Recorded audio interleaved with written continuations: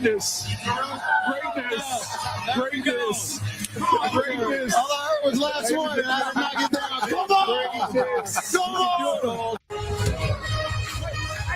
That's good.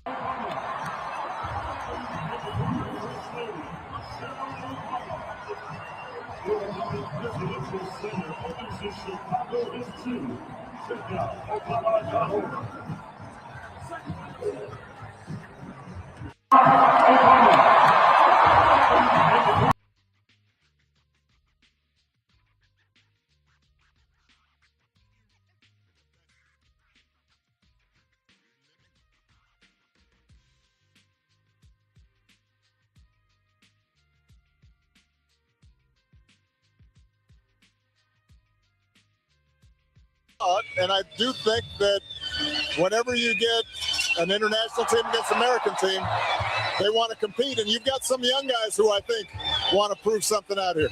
You have traveled the world over the last several decades. What has it been about the international growth of basketball that you've seen? You know, basketball is now a global sport, obviously, dating back to 1992 and the Dream Team. Now, on every continent, basketball is a huge, exciting and embraced sport. And then part of it is that anybody can play. You need a hoop and a basket. And so in that way, it's a lot. Here, the Obamas was here. Did that give you any extra motivation to play any harder tonight? Yeah, for sure. You always got to put on the show for he my favorite person in the world. We was kicking it yesterday. Me and him, I had a great time yesterday. So I told him I was gonna put on the show for him. I know you've met him before, but the President Obama was here. Yeah. A bunch of business and all this stuff here. Like, why? It's beyond my pay grade. They want to shut down. So whose pay grade is it? So who's shutting this down if it's not you? It's from the city. The city is shutting this down for no reason. The music was during the day. It's 8 o'clock. So if the music was a problem, what's the next problem? But these other people doing events, they all have permits. And they have, did they shut their music down? In LA, we're just trying to have an event, a panel, talking about culture, talking about future, talking about leadership. And for whatever reason, I feel like we're being targeted. We have some cool stuff planned. I'm trying to just end. My apologies to y'all. We have some great people. Well, Russell's here. We got streamers here. We got other people here to talk about what the future is. And I feel like we're being targeted right now. 7 p.m. It's not 2 a.m. It's not 3 a.m. It's not 12. It's literally 7 p.m. And we're getting shut down from doing a panel talking about leadership and culture. So I don't understand what the reasoning is, but I'm trying to get some answers. But it seemed like some people are already pissed off. He doesn't really have the answers. You ain't got the answers. You ain't got the answers, Sway. He was sent to act on ordinance of Beverly Hills.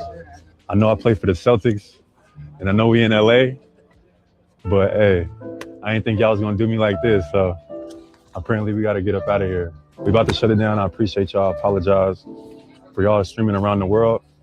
My man right here, officer, he was the one in charge, so he's the one that is shutting us down at 7 p.m. I guess I'm gonna see you guys next time, man. Some bullshit. My apologies to y'all. Woo, what a weekend. What a weekend. Good morning and welcome to Black Press USA's morning show, morning pod, where we bring you the headlines in the culture. Mo Kelly is back, and All-Star Weekend was in LA, Mo Kelly, and it was off the chain.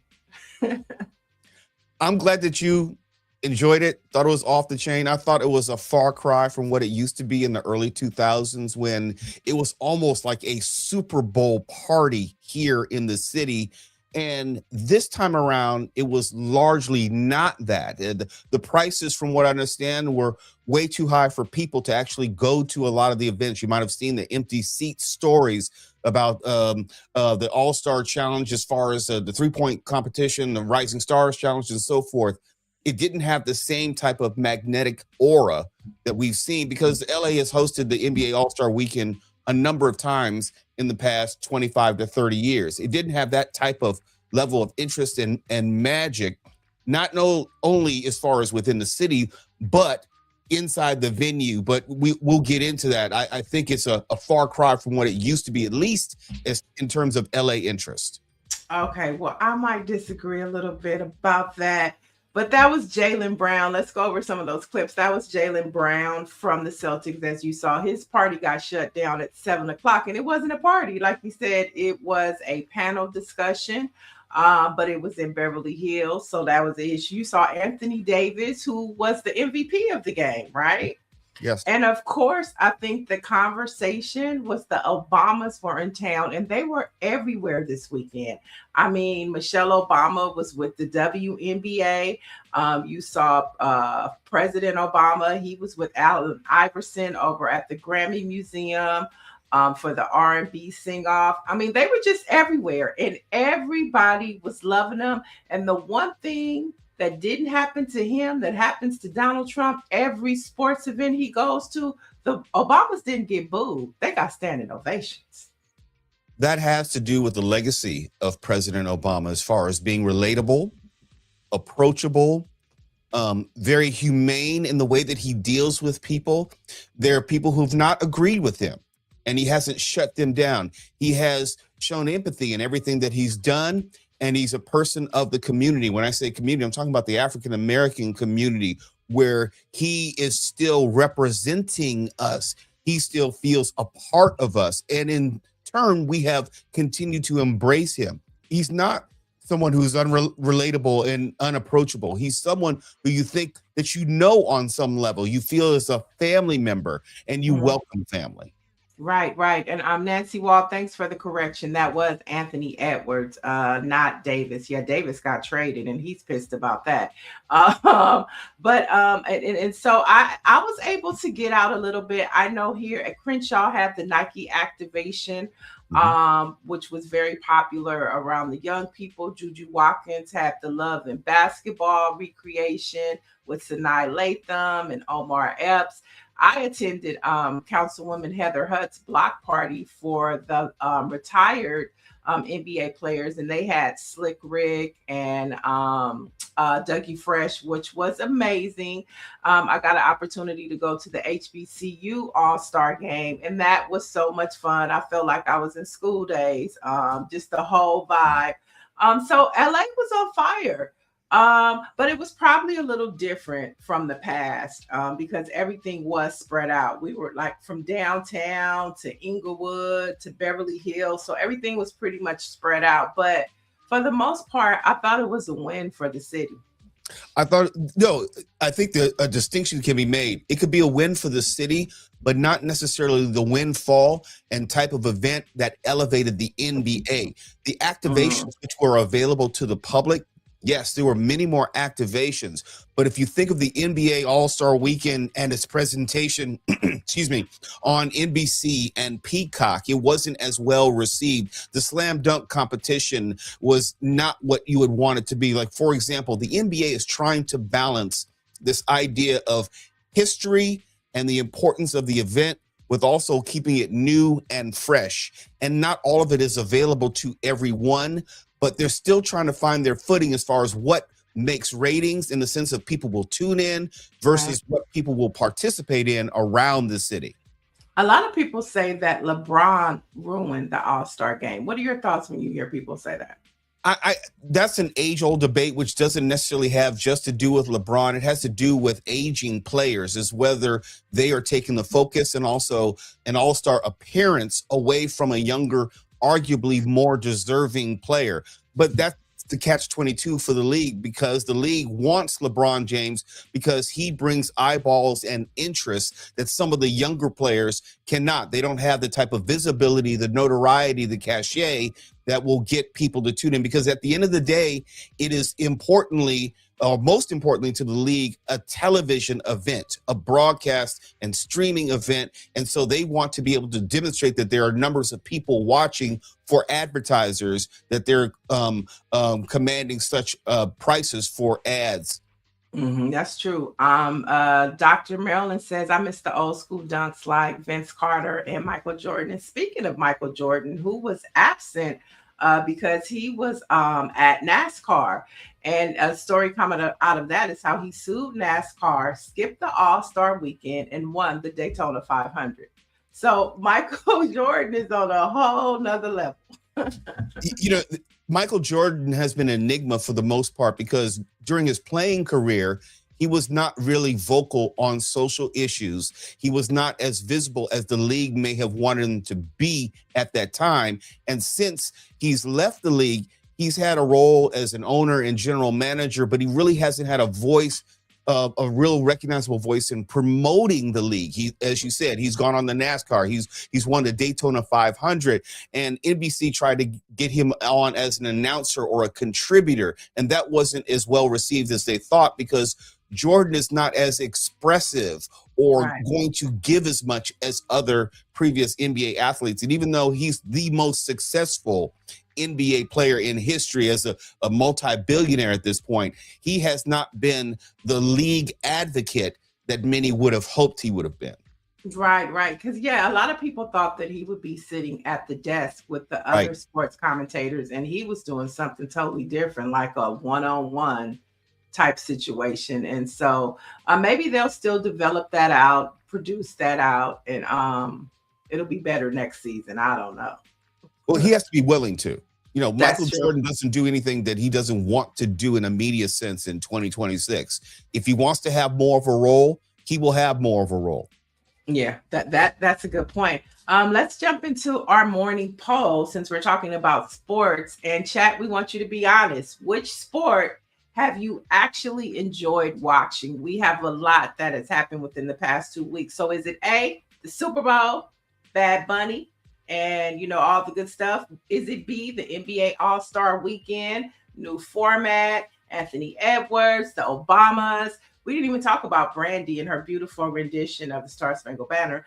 Or is it C, the Winter Olympics, the personalities, making history, and Snoop Dogg? What has been your favorite sports to watch over the past 2 weeks? Let us know in the chat. Is it A, Super Bowl, B, NBA All-Star, or C, the Winter Olympics? Did you get a chance to catch Brandy and her Star Spangled Banner rendition? I did. And Brandy as a musician is probably very underrated as a singer and as a performer. I did get a kick out of it. Was an a cappella performance, and I know enough about music, and this is a slight critique. I'm sorry, it's a slight critique. That all the voices were hers because they were layered vocals. She was basically singing her own background vocals. It was pre-produced, and you could tell that the singers she had were not actually singing that rendition. It was a beautiful rendition, but it was basically lip synced. Let me just put that out. Let the air out the bubble, Mo Kelly. Hey, I just got to be honest. So what you were seeing was not exactly what you were hearing, but it was a beautiful rendition. I will definitely say that. Yeah, her vocals are out of control. And just the outfits, the presentation, I just thought she did an excellent job. Chat, y'all not chiming in. What's up? What do you enjoy? Oh, I see. I was further down. So we get some B's, which is the All-Star game. Dr. Marilyn is saying Super Bowl. Mike D is saying D. He gave a thumbs down to all three. Uh-oh. Yeah, I can see that.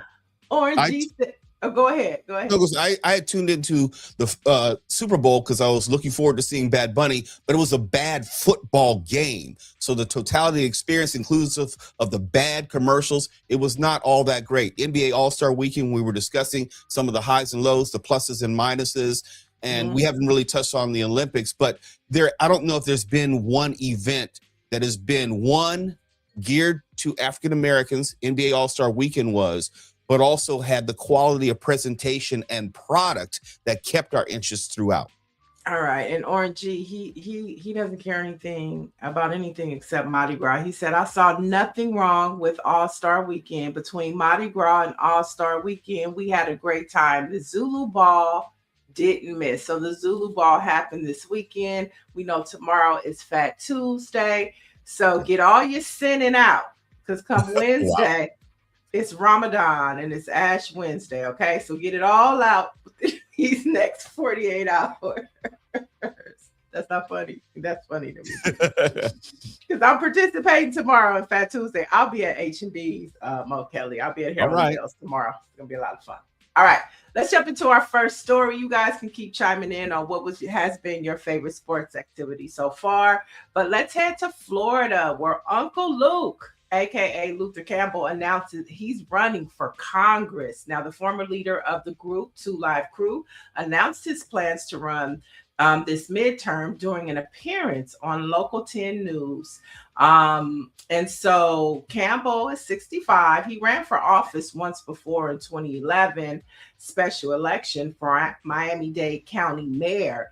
And he finished with 11%. That's not bad. But what are your thoughts of Luke wanting to run for Congress? There's a conversation about Luther Campbell, the person running for office, and there's the larger conversation about the celebrity culture and its intersection with politics and elected leaders. It's not anything new as far as the larger conversation about how celebrity culture and politics have come closer and closer together over the years, saying nothing of having a reality show host as president, not once, but twice. But celebrity culture combined with social media, it allows someone to reach more people more easily than ever before. So it would make sense in terms of voting, in terms of civic issues, that someone who already commands a sizable base through the celebrity as a singer, actor, producer, or whatever, would then possibly segue into politics. Now, specifically about Luther Campbell, I am encouraged by his candidacy because if you know anything about Luther Campbell,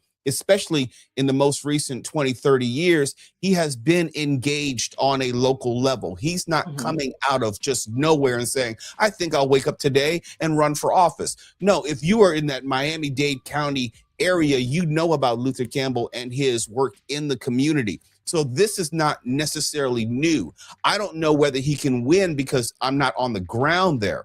But I don't question his sincerity as far as why he's doing this. He's not necessarily doing this to elevate himself. Well, I'll give you a perfect example. Here in Los Angeles, we have a mayoral race going on, and one of the candidates is a Republican, Spencer Pratt, who's a reality TV show personality who just dropped a tell-all book, and he's more interested in promoting his book than actually being serious about the issues of Los Angeles. Yes, he was someone who lost his home in the fires, but his focus is not as much on the city as it is more on his personal self-aggrandizement. So there's a distinction to be made here. What Luther Campbell is doing in South Florida is very different than what's happening here in Los Angeles.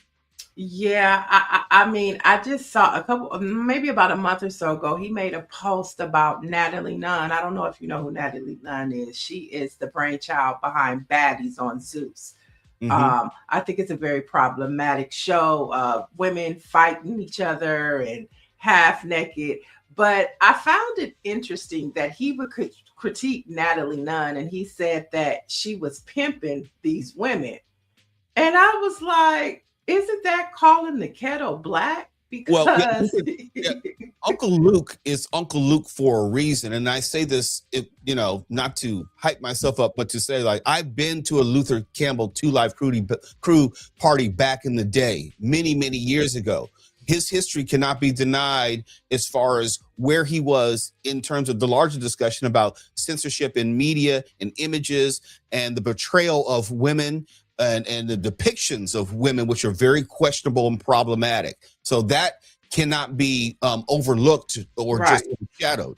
But at the same time, I think what he's doing now is much more consistently positive in relation to where he came from. Right. I mean, and let's not forget that he did go to court back in the day for his music for censorship, and he won to have freedom of speech to sing those provocative songs. But Dr. Chuck Marilyn says, why would Luke want to put his past on the line? Women are going to come out of the woodworks. Shaking my head. Mike V says, from Daisy Dukes to the Affordable Care Act, Luther for Congress. Big Cheese says, Uncle Luke, strip club. I mean, it's going to be interesting to see if he'll be able to, well, put it this way. You have a 34 count felon as the president. I mean, what are we really talking about here? But you make a great point. There's pre-Donald Trump and post-Donald Trump. Now, I'm not going to push aside that there are rules for some and there are rules for others as far as could a 34 count felony convicted felon of Barack Obama run for president and win?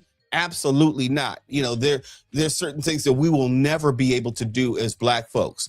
But at the same time, I'm not going to only look at Luther Campbell through the lens of his past and acknowledge where he has been maturing and growing. And you can make another case for Snoop Dogg. Some things people like, some things people don't like. But where he came from to what he's doing now and his work in the community with his football league, and there are a lot of good things that Snoop has been doing, and I'm not going to only judge him by what he used to be or where he came from.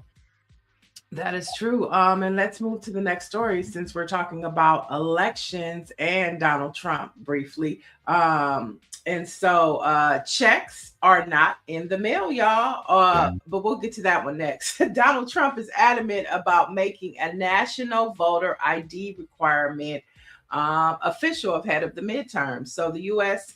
president shared his plans, you see right there, to enforce the voter ID in his new Truth Social post. Now, social media snippets, he revealed how he intends to make the legislation happen through an executive order. I mean, can he even, I mean, he could do an executive order, but isn't that up to the states? Or can he really force a national vote? Can he do that?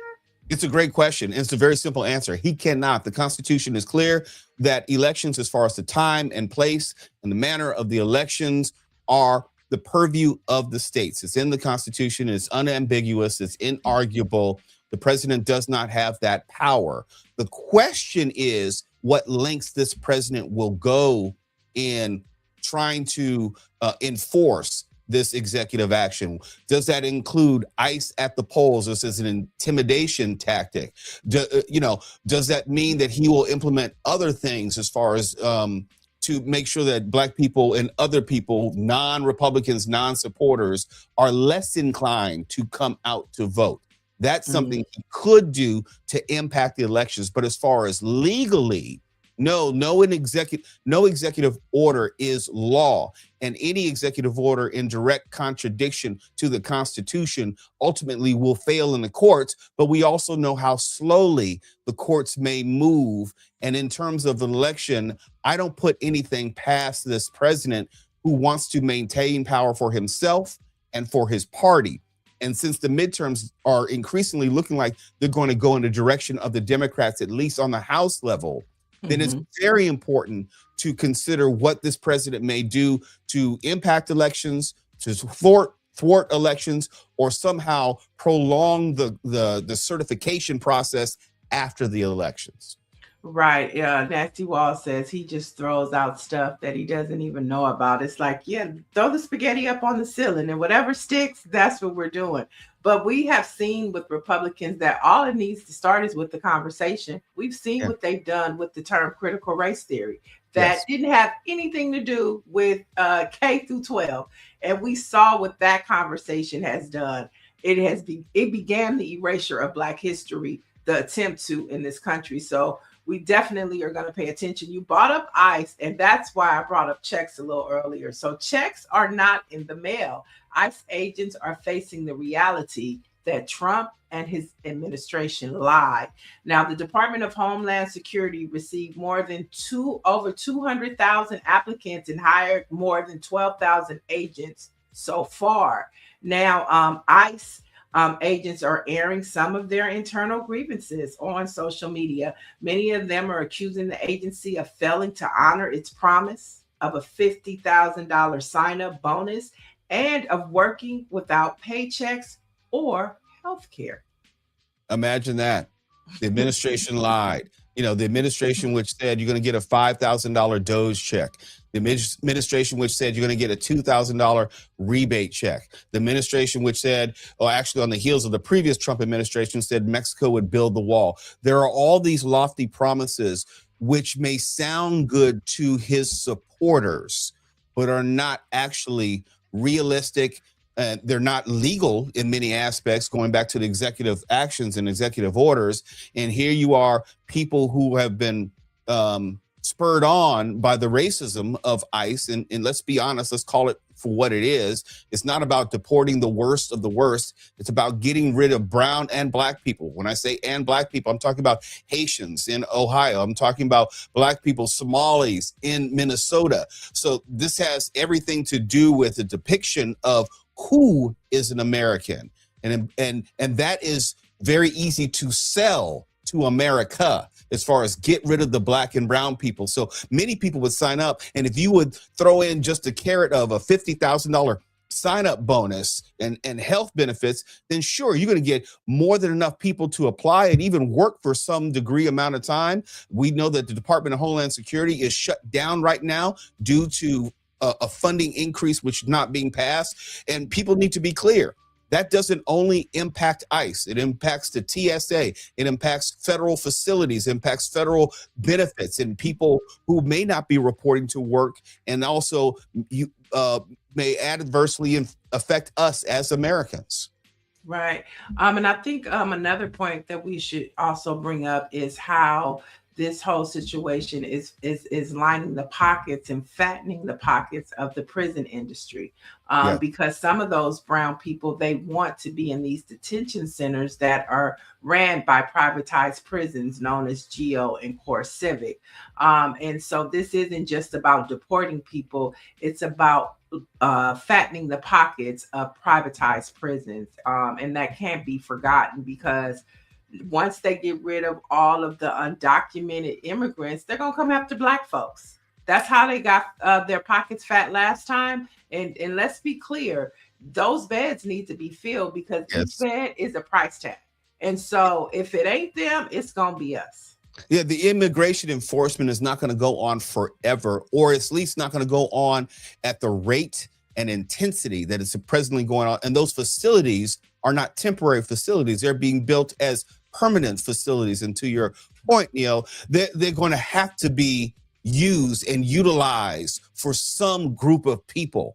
And that means it's most likely going to be us. Right. So pay attention to that. And you touched on this, and we're going to take a slight deeper dive.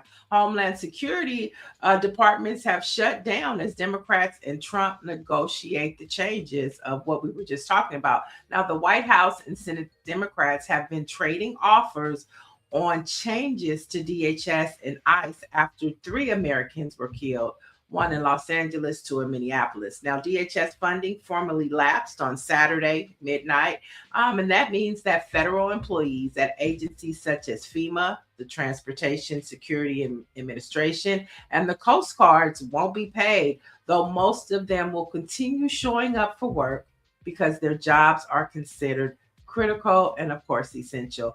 Now, what we have seen over the weekend, in the past few days, is ICE is pulling out of Minneapolis, and our Congress member Nanette Berrigan said that they have actually pulled out of Terminal Island here in Los Angeles, but she doesn't know if they have just moved to another location. But I really don't think that this means anything. I saw Toussaint Morrison talking about them pulling out of Minneapolis, but they're still there. And this is showing you that, okay, they're trying to act as if they're withdrawing because they want that funding. But I think the Democrats should be very careful about giving Trump and this administration what they want, because they know how to play games, and sometimes they play them better than Democrats. So I wouldn't just think that, oh, we won, let's give them the funding. I think we need a little more information. You touch upon something which is so very important. This is not a win. This is more like a delay. Although DHS may be pulling back and pulling out of certain cities, number one, it is for the funding. So you want to put on a good face. You don't want to do anything, if you're the Republicans or President Trump, to get in the way of the funding. And after the funding comes back, I'm quite sure you will see another ramp up of these similar tactics in different cities. Even though outside of California, the 2 states with the largest number of undocumented immigrants is Texas and Florida, you're not hearing about any ICE raids in those states, and you know that those are two governors between DeSantis in Florida and Abbott in Texas who would bend over backwards to help ICE and assist ICE in everything they're doing. But you're not hearing about these types of raids and tactics in those states. That's not by mistake. That's by design, because they don't want to bring that unrest to Republican friendly quadrants. And so, yes, there's a pull back and a pull out, but it's only temporary until they get what they want on the other side of this funding. Let's jump into this next story, where reports reveal Greg Brockman, who is the co-founder and president of ChatGPT's parent company, OpenAI, him and his wife, Anna, made massive donations to President, I don't never say president, but Donald Trump and MAGA, their super PAC equaling $25 million. Now, Brockman's exposure is just another example of some of the world's most prominent tech leaders getting on the president's good side. Now, American voters witnessed Amazon, Jeff Bezos. We saw him give Melania a ton of money. And then, of course, Meta's Mark Zuckerberg cheering Trump during the inauguration. But what I find interesting about this story is that they're talking about this guy named Greg Brockman, but Larry Ellison, who is also affiliated with OpenAI, he's more involved with Donald Trump than this guy. And why is there no talk about him? His son, they own BitDance. His son runs CBS. And so I just find it interesting how they pick and choose who they want to go after, when to me, the bigger person to banish is Larry Ellison. He's dangerous. Yeah, it's very clear that this is not about controlling news per se. It's inclusive of it. It's about controlling media, but not only about that, it's about controlling information and reality as we perceive it, as far as what is real, what is not real, what is actually news, who is the victor, and then the victors go the spoils as far as telling history, how Black people are going to be remembered, for example. And it's not just about political power. You saw what happened with Jimmy Kimmel and the FCC, how the FCC is now taking an outsized role in, at least verbally, picking winners and losers, who is not going to be investigated, to your point, as to who is going to be investigated. The Republicans call for an investigation of Bad Bunny's Super Bowl halftime show. For what? Right. But it's indicative of how powerful people are working together for their own personal interests, above and beyond just Donald Trump. But you can see how this proletariat, if you will, my word, this super class of billionaires is now going to lead us into the future, separate and distinct from Donald Trump. Donald Trump is not going to be in office much longer. I don't believe his health will allow him to be in office. But you're seeing this ruling class put its hooks into all forms of media and information, which will transcend the Trump administration. And let me just say very quickly, people are not paying attention when you're talking about AI and social media and these billionaires, and you have Elon Musk with X, and you have Mark Zuckerberg with Meta, which is inclusive of Facebook, Instagram, and WhatsApp, and a number of other AI components, Gemini and so forth. You're seeing that if you're not careful, this new world can be used against you. Neil, if I can, very quickly. Well, I wanted to get into, you brought up Meta, and I want to talk about what has happened to you over the past few days. Yeah, this is very serious, and I don't consider myself a victim. I think of myself as a cautionary tale. I have a hate relationship with social media. I don't like it at all. I think it's fake. I think it's largely racist against us. What I mean by that is people will call me N-words and all stuff and thing every single day, and you report the accounts and nothing happens. You can be anonymous and say just about whatever you want, and you can't get anyone banned. Past couple of days, I lost my Threads and Instagram account simultaneously after what I think I can only guess, because I wasn't given the actual supposed offending post, after supposedly sexualizing children or posting some sort of child porn, and my accounts were taken. That's something I would never do. I work with children. But the point is, there is no review, redress, or recourse. I can show you the message which was given by Meta. I've lost the account. They've completely deleted the information, everything I had, and I can't even challenge it or ask for a review. And you think, well, what's so bad about that? Also in the message, it said that it would be reported to the federal authorities. In other words, there would be some sort of investigation or report made about some alleged offending post I made that I can't even see, I'm not even aware of, and I can promise you I would never make. How does that affect me? Well, I was an original checkmark profile, not one where you just go on Meta and buy one. That means that they have my driver license, they have my official information.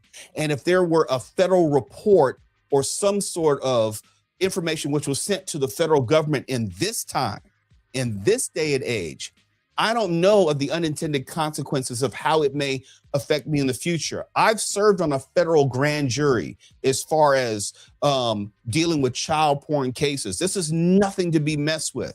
And you have a situation where my future life, having nothing to do with me, could be negatively impacted over a post that I've never seen. I can't even tell you whether my accounts were hacked because I can't log into them and see if there were any new devices are added. In other words, it's such a closed system, I can't rule in or rule out that there weren't other nefarious forces. I am notoriously anti-Trump and very public in that.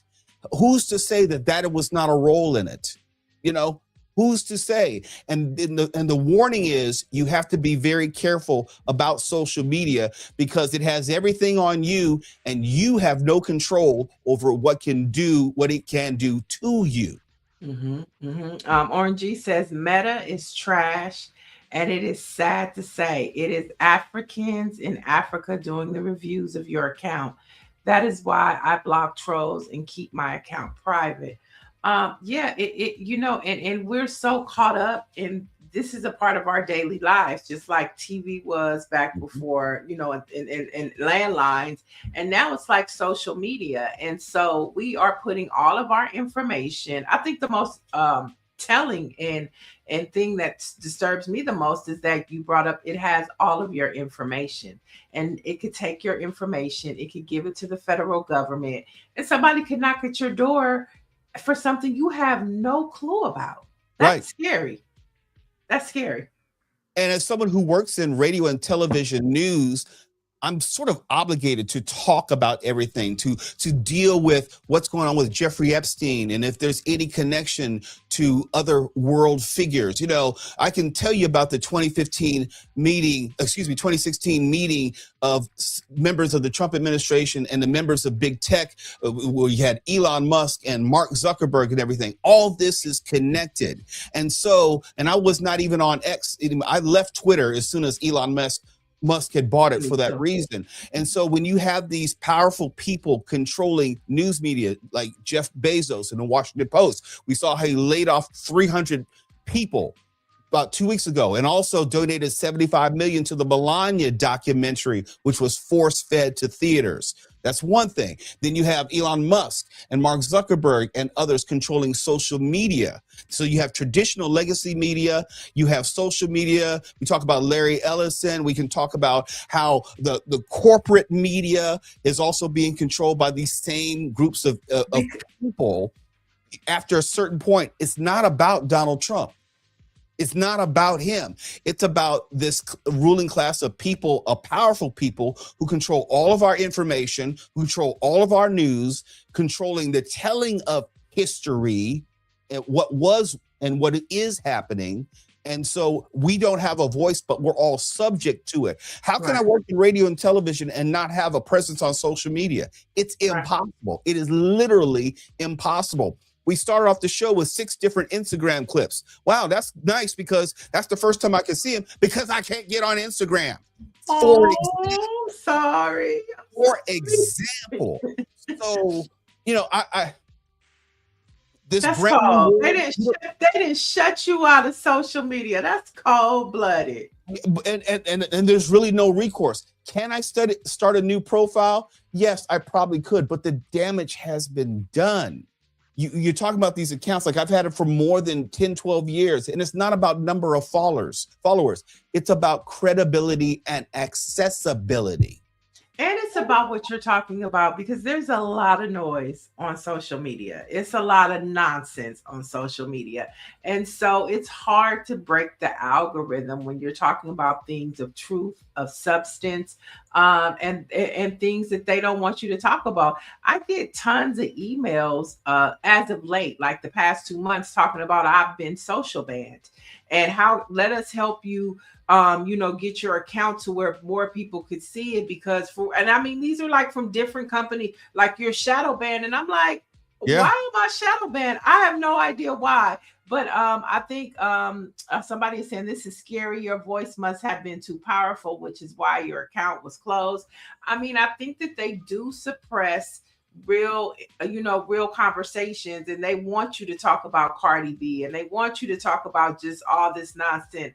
That's what gets amplified. But I also want to throw in, you throw out all those big tech people. I think that people should really pay attention to Larry Ellison. Mm-hmm. What he is doing in his partnership with Donald Trump. He owns CBS. I mean, his son is in charge, but it's his money. Yeah. And if we think that he's not calling the shots, like the whole merger between Netflix and Warner Brothers, they're trying to stop that. You know what I'm saying? And that's why you see Donald Trump constantly making comments about it. It's because Larry Ellison, he's bigger than Jeff Bezos. He's bigger than when you talk about Mark Zuckerberg. Larry Ellison owns TikTok.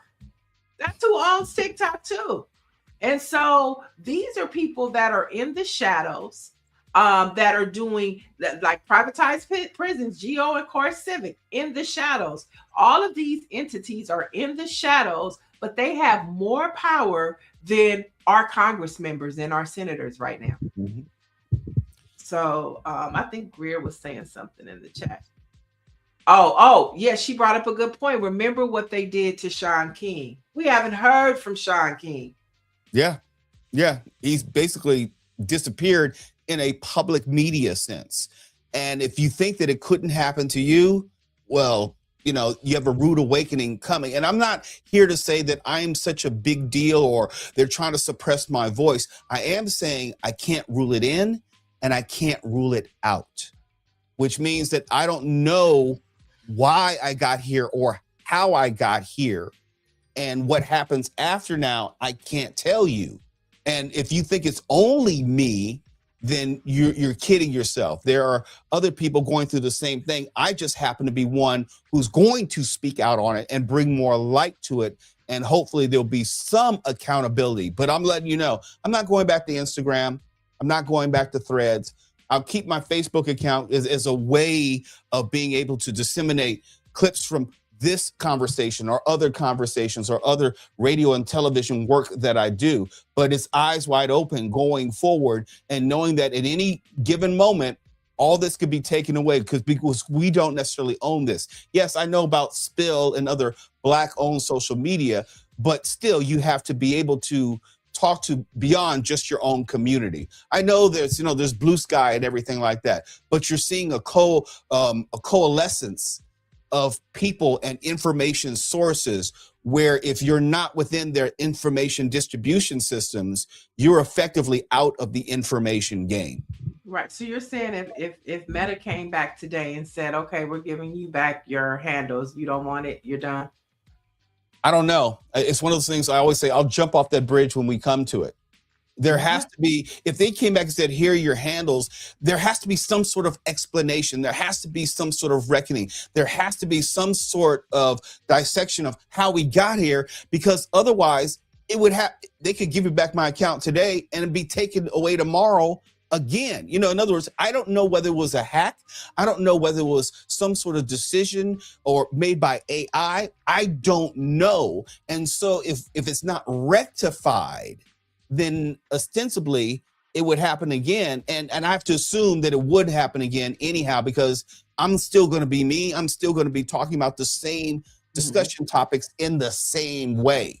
So I have to find something else or some other way to do it. But look, I stand on manhood. And that's about trying to strip me of my manhood as far as being able to have a voice. And I'm not in the business of just repeated abuse for the sake of abuse.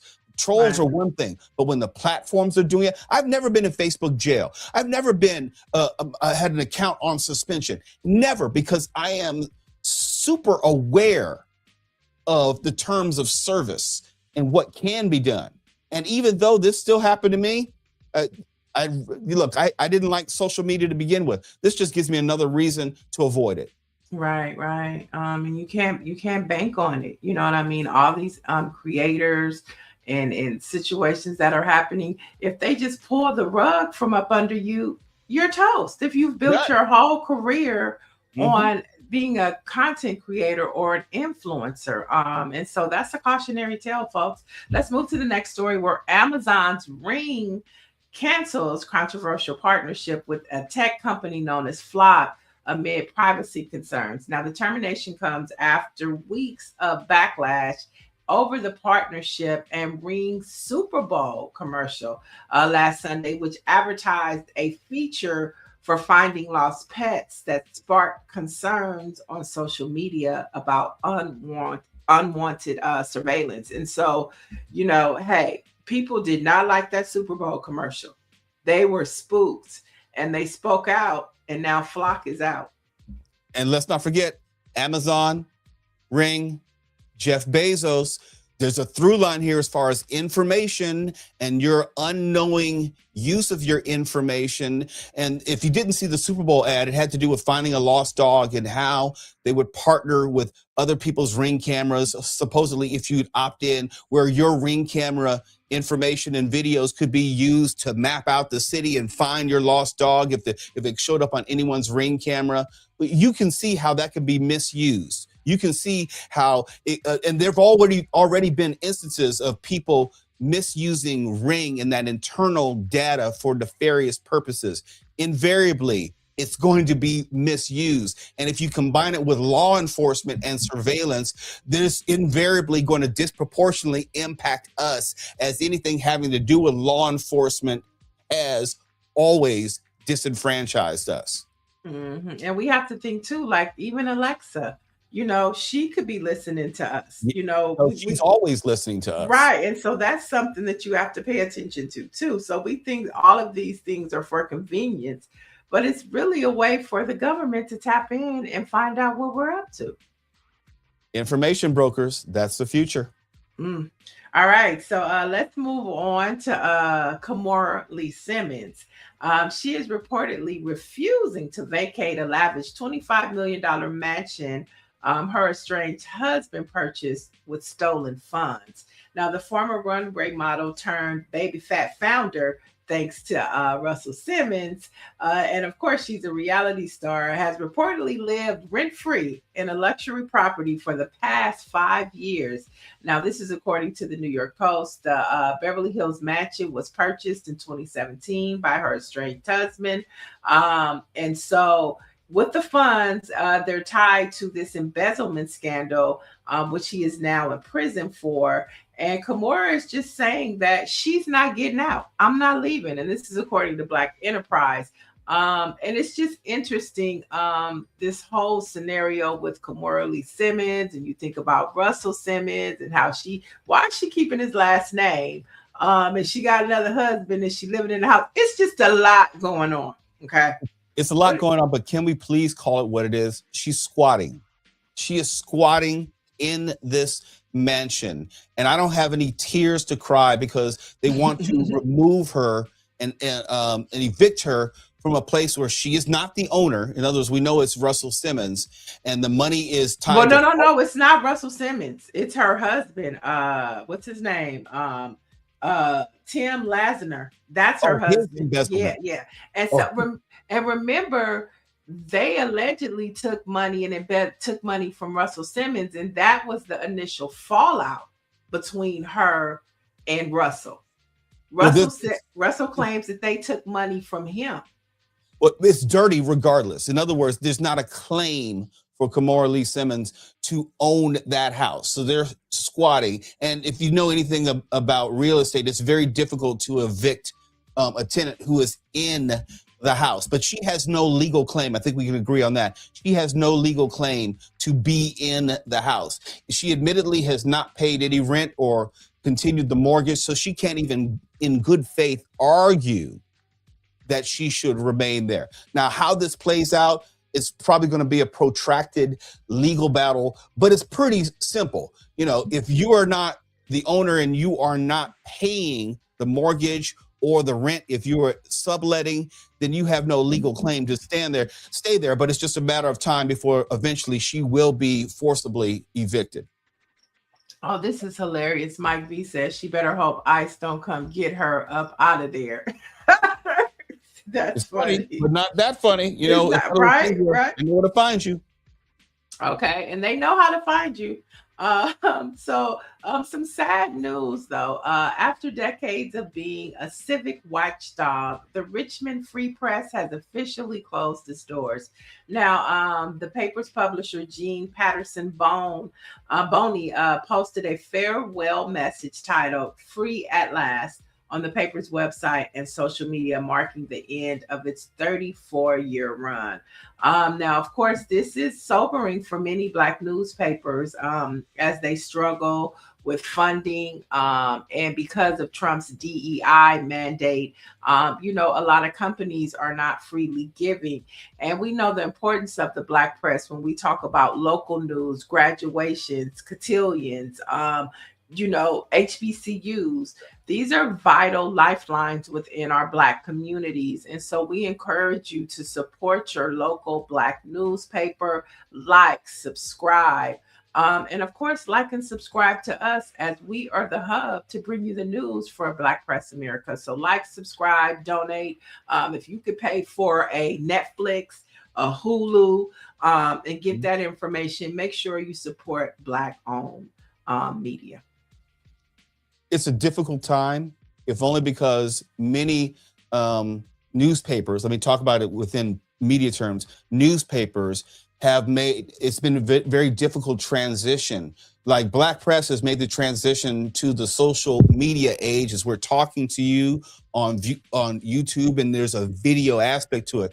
But newspapers, having nothing to do with just the Black press, have struggled. Like the Los Angeles Times out here is barely treading water, for example, and many traditional newspaper outlets have been struggling because we live in an online social media world where people by and large are not reading full articles. They're looking for the Instagram video or the TikTok video, and they get their news from social media sites. All this is connected. And if you control news, you control social media, you control the larger information dissemination, it makes it very difficult for Black press and newspapers to compete with or against that. All these things are working together and unfortunately working against Black press in many instances. Yeah, so you guys support us, like, subscribe, tell a friend, share it, let them know that we need to support Black media because these stories that we're talking about are not really being amplified in mainstream media today. And we know that mainstream media is predominantly controlled now of what they can and cannot say. So let's jump into a couple of sports headlines. The year of the hype man continues. So after stealing the show in Paris in 2024, Flavor Flav has officially touched down in Italy for the 2026 Winter Olympics. And he's not just there for the vibes, y'all. He is financially giving to the athletes. Now, he's the official sponsor for and hype man for the U.S. bobsled and skeleton teams. Now, he signed a 5-year sponsorship deal to provide financial support for those athletes, many of whom work multiple jobs to fund their Olympic dreams. So this follows his 2024 move where he helped pay rent for the discus thrower Veronica Farley and sponsored the women's water polo team. He is single-handedly changing the model for how celebrities support the Olympic sport. I thought this was huge because I didn't realize that he was actually funding and paying for these athletes to participate in the Olympics. I think that's huge. It's huge, and I don't know if people understand the financial hardship that most Olympians go through, be it winter sports or summer sports. I was saying earlier that I work with youth. I officiate youth basketball. And one of the people that I officiate with, I'm not going to tell you her name, but she's a track athlete, an Olympian who went to Paris and competed, but she still has to find odd jobs just to support her life and also her remaining track career. It's very difficult for Olympians to retain their amateur status, because a lot of them still have to be quote unquote amateurs, and also find some sort of sustaining income, not for their sport, just to live. Saying nothing of the training regimen and the training supplies and the facilities needed to continue in their sport. It's very difficult, and it's not often that you find people like Flavor Flav who are going above and beyond to support people, in this case, Olympians. And let's not forget, Flavor Flav has supported other endeavors like a Red Lobster and so forth. He is a giving person. And when you combine that with other ventures, you can see that he can have an outsized impact on his community beyond just what he's been doing in rap and hip hop music. So I salute Flavor Flav. Good on him. Yeah.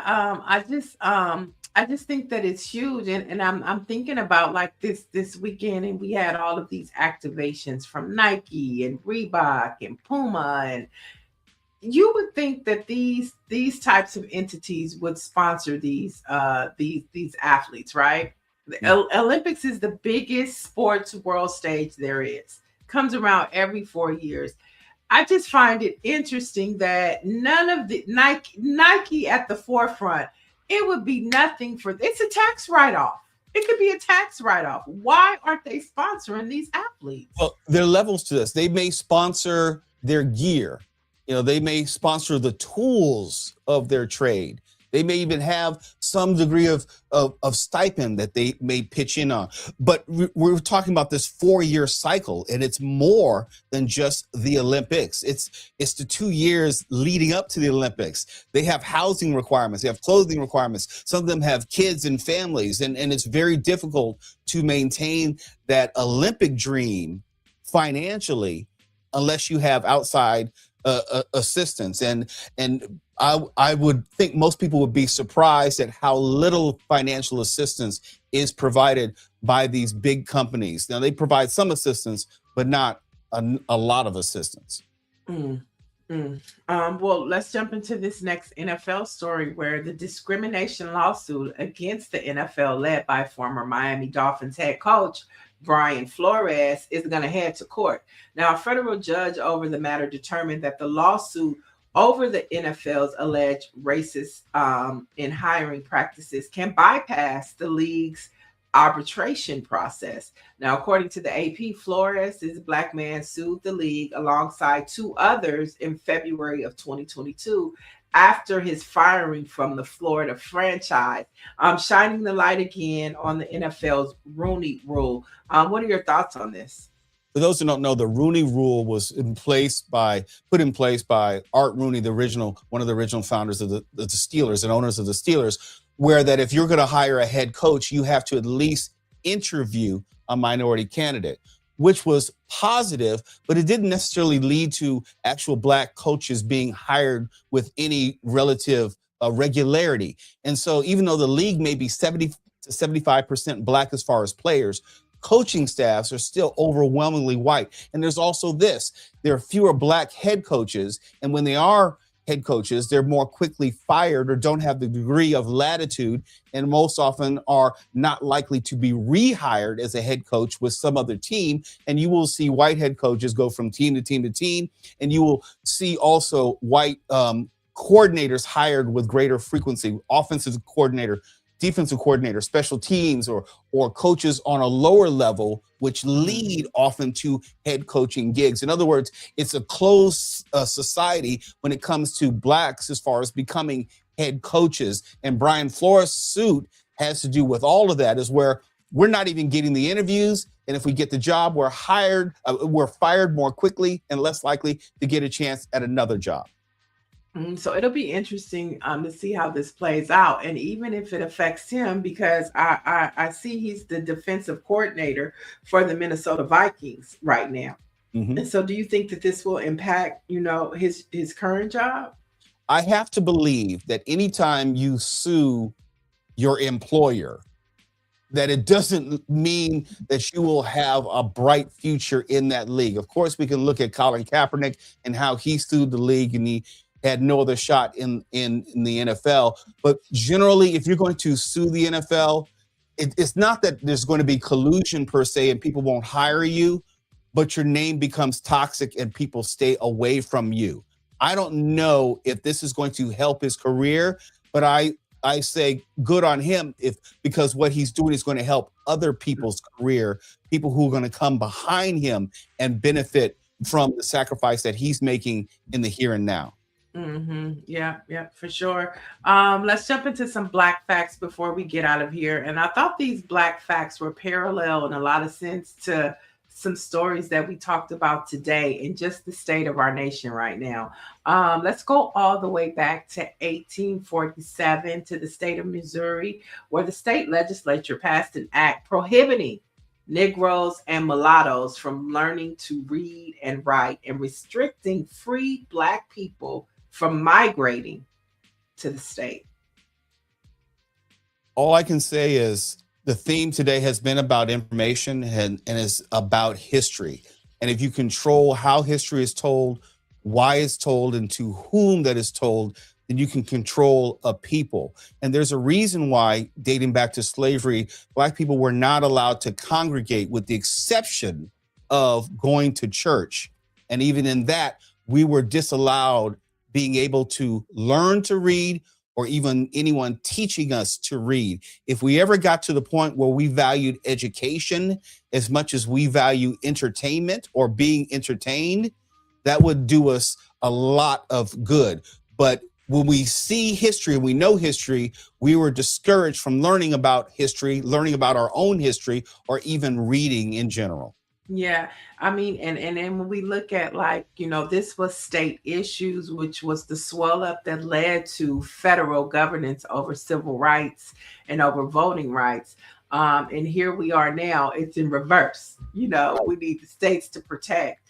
Let's head to 1951, where New York City Council passed a bill prohibiting racial discrimination in city-assisted housing developments. And the first person that came to my mind was Donald Trump and his daddy.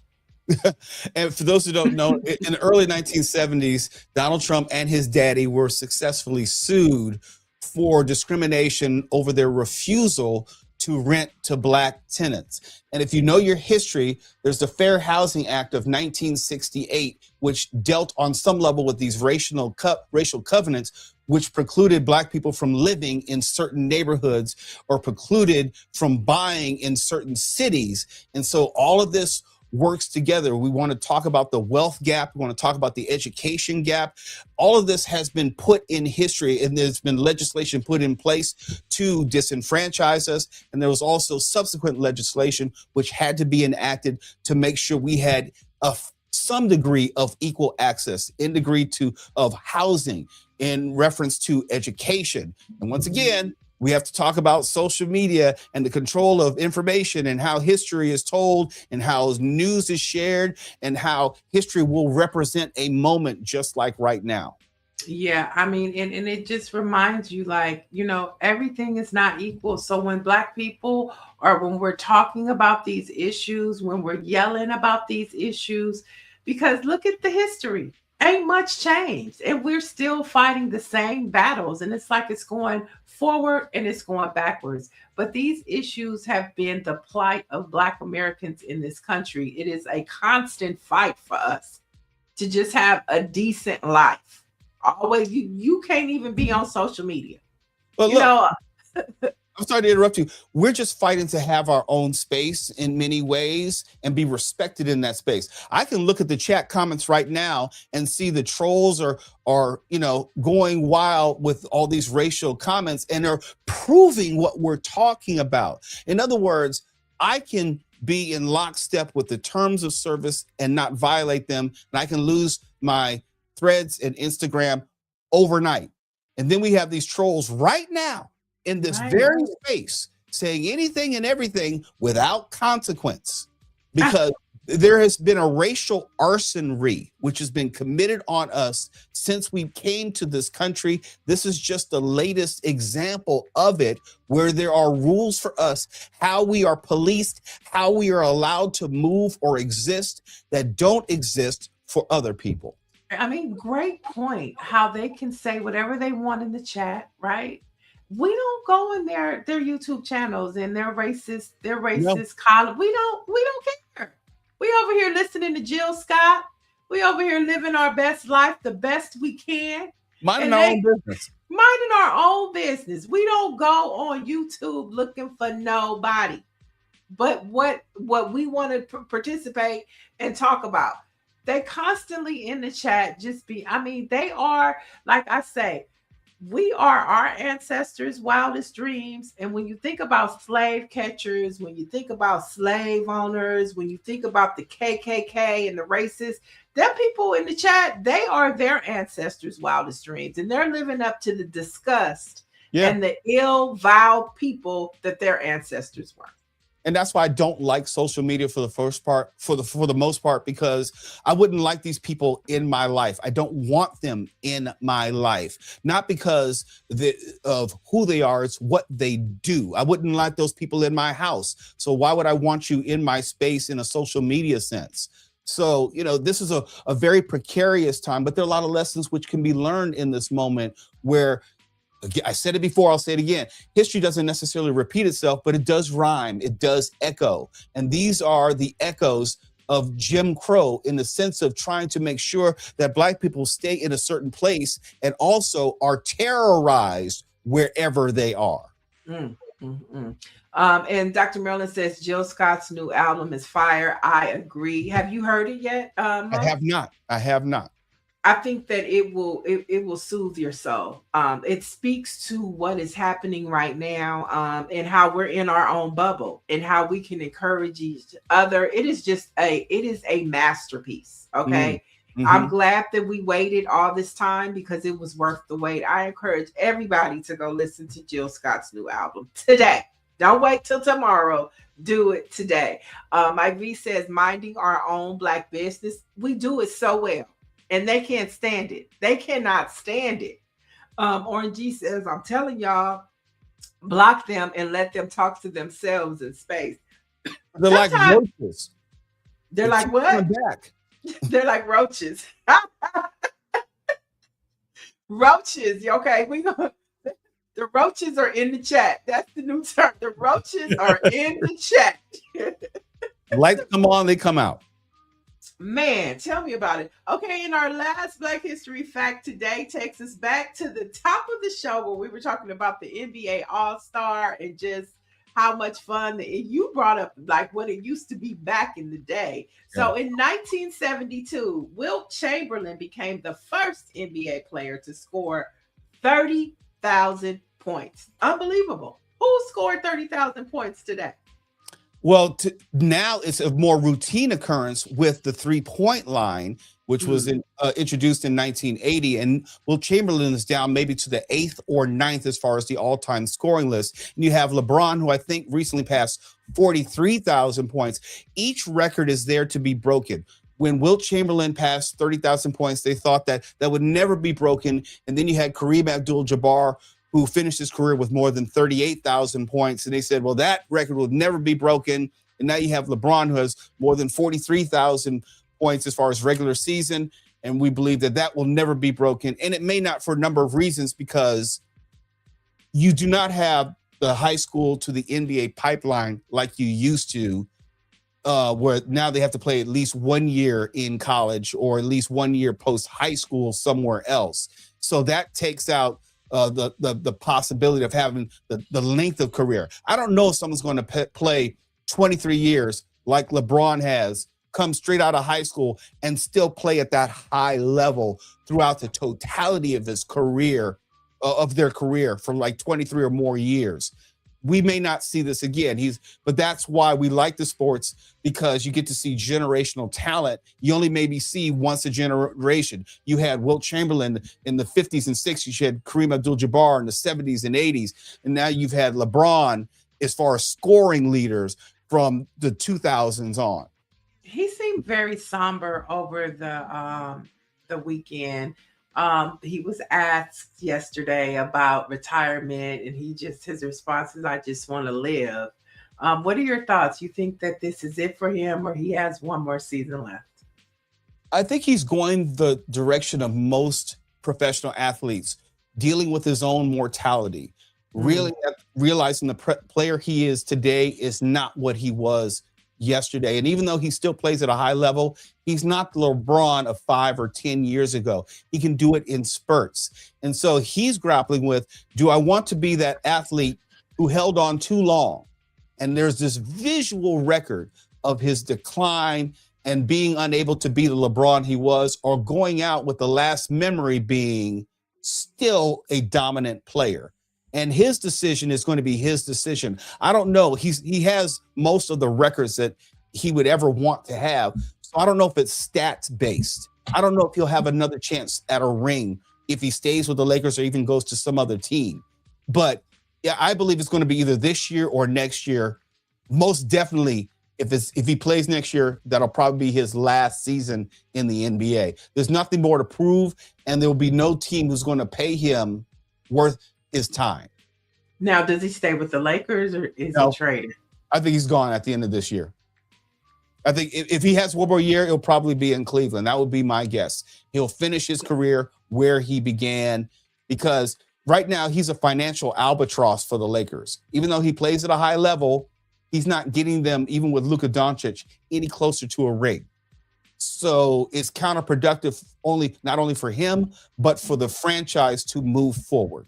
Is it a mutual agreement, or does somebody make the call? I think it might be mutual at this point, where the relationship will have just run its course. LeBron has done plenty for the Lakers, having nothing to do with just winning a title, merchandising, visibility and notoriety of the franchise. They're on TV more often because LeBron James plays for the Lakers. He has value to the franchise. But as far as on-court value, that relationship, I think, has run its course, and there's nothing more in a competitive sense that he can do for the team. And it's probably easier at the end of the season that both parties just go their separate ways. Last question. A lot of people talk about how the NFL has messed up the game because they put the games on too many platforms. Like one day it's on Prime, the next day it might be on Netflix, the next day it might be on NBC. Do you think the spreading out of the games, because everybody doesn't have every app, right? And so you can't follow your team the way they used to. Do you think that the NBA, was that a good idea or bad idea to spread the games over different platforms and channels? It's not just the NBA dealing with this question. The NFL has been dealing with this question as far as, is there value added for the consumer like you or me? Because I have a Peacock subscription, am I more or less inclined to tune into the NBA All-Star Weekend because I have another way to find it? Or is it a discouraging effect because you don't know where it is? Or, if you don't have Peacock, do you know that it's on NBC? And that's the thing. It used to be where football, Monday Night Football's ABC, and then he went to ESPN, and now it's also on Prime. So all the professional sports leagues are dealing with the streaming component, maximizing revenue, maximizing visibility, but not confusing and losing everyone in the process. And with the NBA, since you asked about the NBA needs to decide what the NBA All-Star Weekend is going to be going forward. Is it going to be a nighttime event? Is it going to be a daytime event? Because the NBA Weekend this year, a lot of the events were starting at 2:00 on the West Coast. That threw me off. That threw me off yesterday that the game was on at 3:00. Right. I know it's 6 o'clock Eastern time, but I'm looking at my phone. I'm like, wait, the game is on. I missed Brandy. I had to go back and find the clips. People coming out of church like, what's going on? The game's already started. Right. Yeah, it's very confusing. And it wasn't broke. If it's not broke, why are you messing with it? Leave it alone. I'll give the NBA this, and I know we're closing. Let me just say this. The NBA, they're very nimble in the fact that they're willing to try things. They're willing to experiment. They're willing to change things and not wait 10 years at a time. They changed the All-Star game format, USA versus the world. I like that. They brought in the Rising Stars Challenge about a decade ago. They're willing to experiment and try new things. But some experiments fail. Some experiments may turn people off. And also, some of the appeal is the history and consistency, where it used to be East versus West. Right. You could depend on the slam dunk competition. You could depend on the skills challenge. That's part of the appeal, because with All-Star Weekend, you get certain things. Like you go to McDonald's, that certain things are going to be on the menu. To the NBA's credit, they're willing to change, but maybe they've changed too much, too fast, too soon. And on that note, we want to thank you guys for joining us today. Of course, we'll be back tomorrow with more news, more views, opinions, and of course, the Black Experience right here on Black Press USA's morning show. And don't forget, for the latest in Black news, you can head over to blackpressusa.com. Thank you, Mo Kelly. We always love to have you here. You are welcome anytime. Thank you for offering. Thank you for having me. Peace out, y'all.